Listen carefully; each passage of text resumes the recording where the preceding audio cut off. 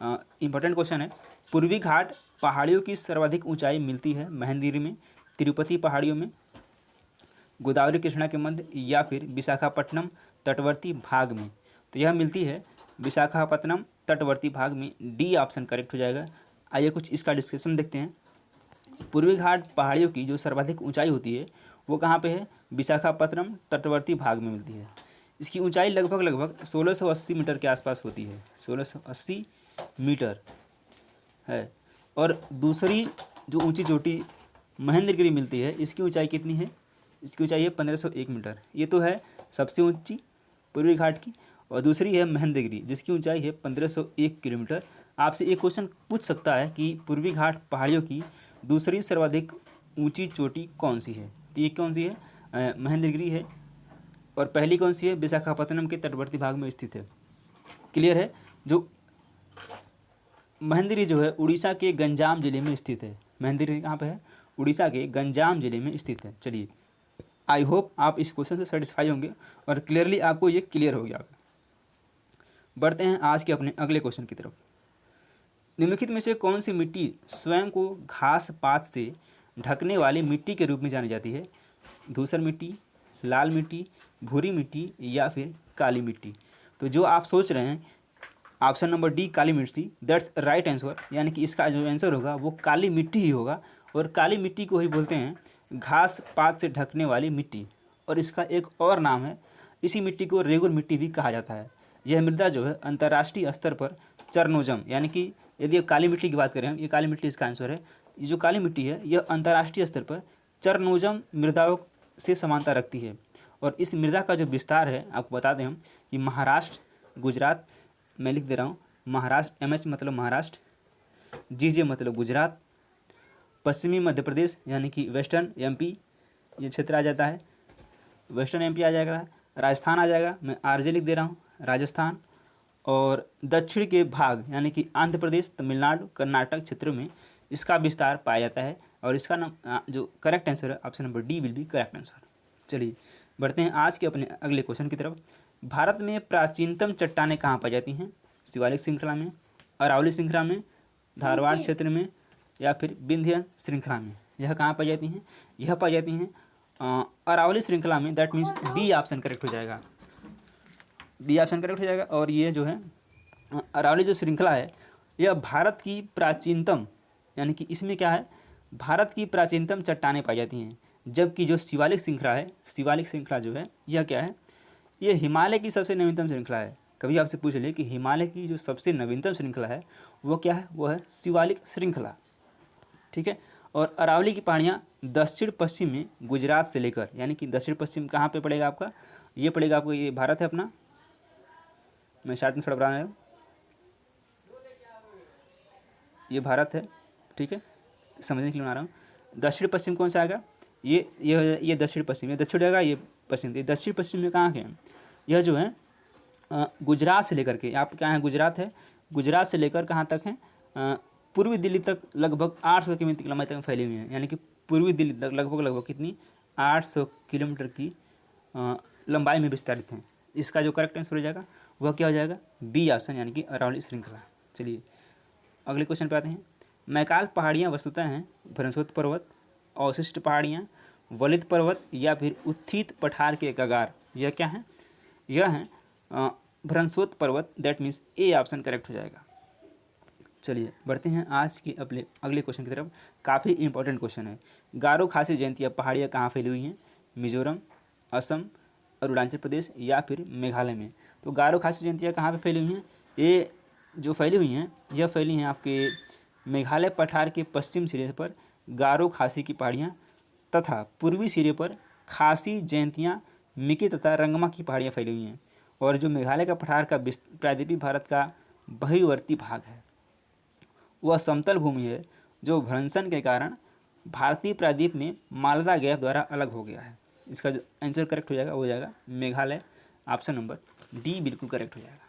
चलिए बढ़ते हैं अगले क्वेश्चन की तरफ। और यह क्वेश्चन काफ़ी इंपॉर्टेंट है क्योंकि यह क्वेश्चन आपको साइंस में भी देखने को मिलता है, एनवायरनमेंट में देखने को मिलता है, और ये आपको भूगोल में देखने को मिल रहा है। तो ये बेसिकली एक एनवायरनमेंट का ही एक सेगमेंट है जिसमें आपसे एक विषय पूछा जा रहा है और दूसरी तरफ वह किस तत्व से रिलेटेड होगा।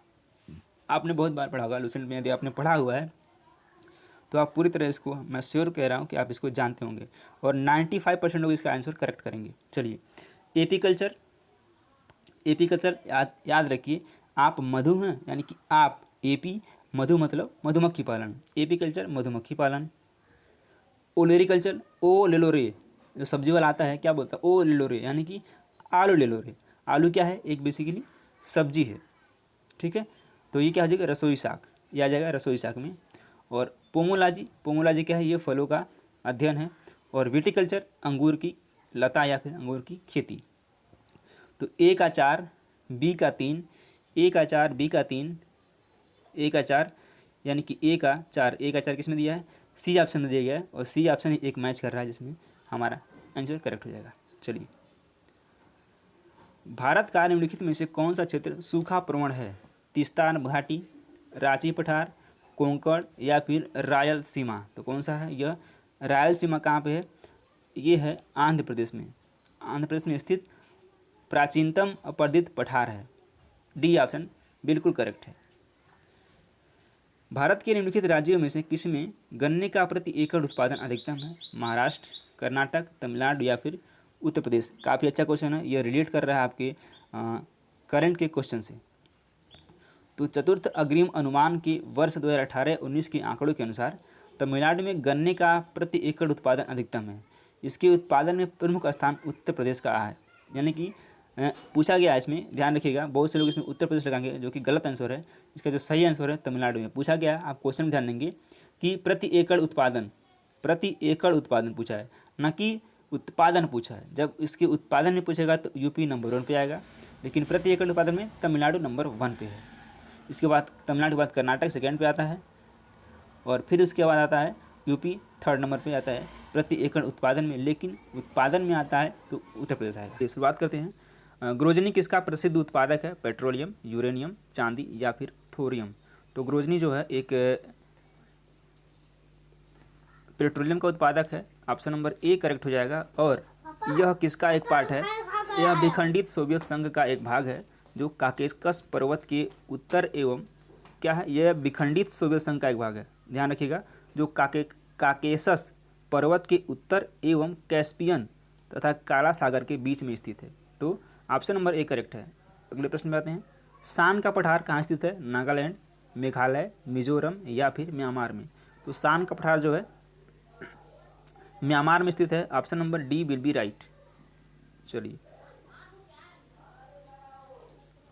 दोषयुक्त सिंचाई पद्धति की वजह होने से, दोषयुक्त सिंचाई पद्धति की वजह से होने वाला प्रदूषण क्या कहलाता है, यानी क्या है, दोषयुक्त सिंचाई पद्धति की वजह से होने वाला प्रदूषण जो है, मृदा प्रदूषण, ध्वनि प्रदूषण, जल प्रदूषण या फिर मृदा निच्छालीकरण। इसको क्या बोलते हैं, इसको बोलते हैं मृदा निच्छालीकरण। डी ऑप्शन करेक्ट हो जाएगा। होता क्या है, इसमें जो होने वाला मृदा प्रदूषण है, जो प्रदूषण है वो मृदा निच्छालीकरण कहलाता है। इस प्रकार के प्रदूषण में मृदा के प्रमुख पोषक तत्व ऊपरी सतह निचली सतह में चले जाते हैं, यानी जो ऊपर का लेयर होता है वो निचले लेयर में चला जाता है, तो काफ़ी नुकसान होता है, इसलिए इसको बोलते हैं मृदा निच्छालीकरण।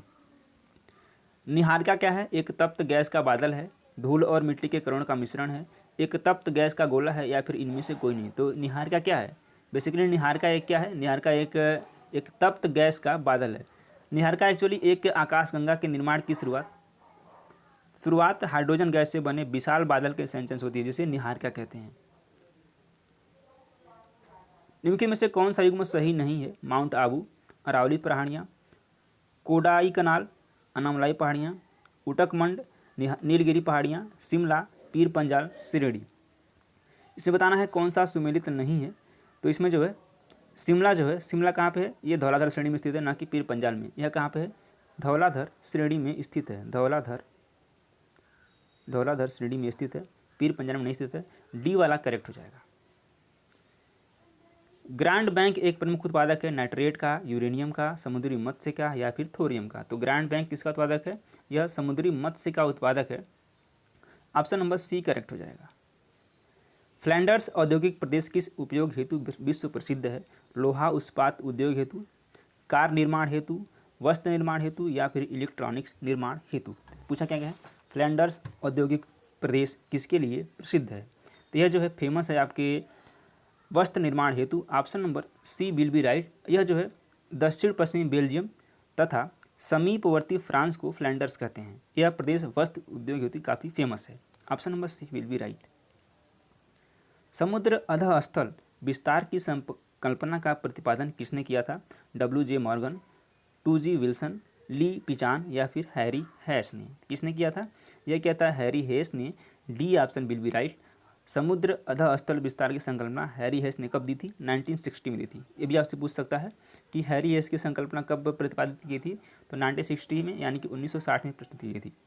इस संकल्पना के अनुसार महासागरीय तली के क्षेत्रफल में लगातार विस्तार होते रहते हैं, क्योंकि क्रस्ट के सहारे लगातार नए मैग्मा के उद्भेदन से महासागरों का निर्माण होता रहता है। तो D option will be right.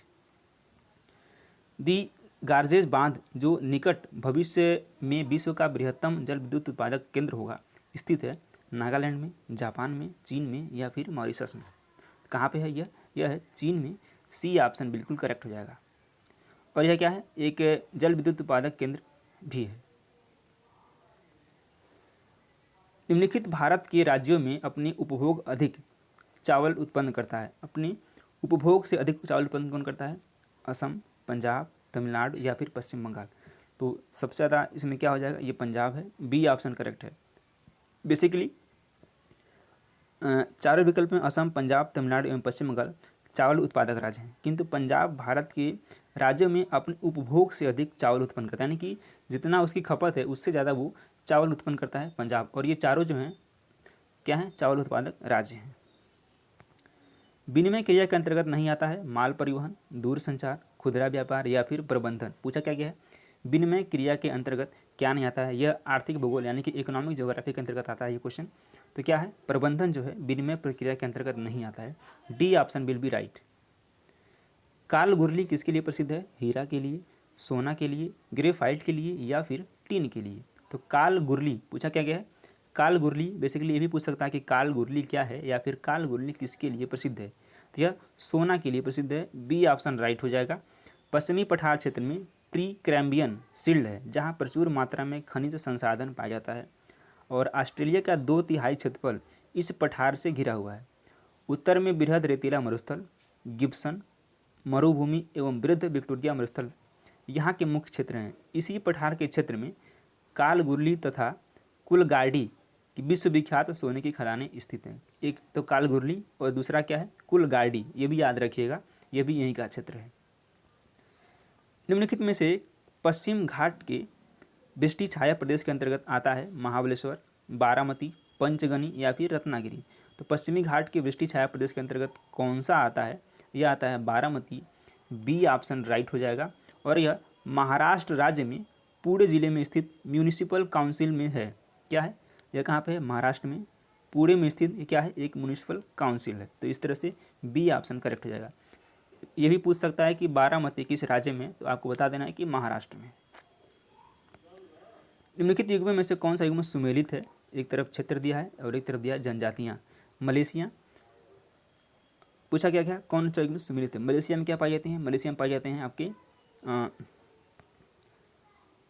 इसका जो करेक्ट आंसर हो जाएगा डी थाईलैंड। सुमेलित है थाईलैंड यानी कि जारवा। अब बात करते हैं विकल्प ए युग्म सुमेलित है।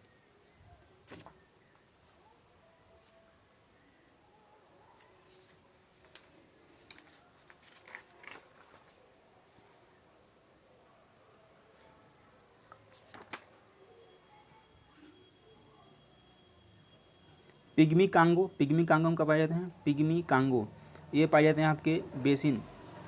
पिग्मी पाए जाते हैं कांगो बेसिन में। पिग्मी कहाँ पाए जाते हैं? ये पाए जाते हैं कांगो बेसिन में। और बेसिन बेद्दा श्रीलंका में पाए जाते हैं। बेद्दा कहाँ पे? बेद्दा देने श्रीलंका में पाए जाते हैं। और किर्गिज मध्य एशिया, जारवा अंडमान निकोबार द्वीप समूह। तो क्या पूछा गया, कौन सा सुमेलित है? तो इसमें सुमेलित है आपका डी ऑप्शन। थाईलैंड में कहाँ पाए जाते हैं? जारवा पाए जाते हैं। तो चलिए, उम्मीद करते हैं कि आपको ये सेशन पसंद आएगा। सेशन पसंद आए तो वीडियो को लाइक जरूर करें और चैनल को सब्सक्राइब करें। धन्यवाद।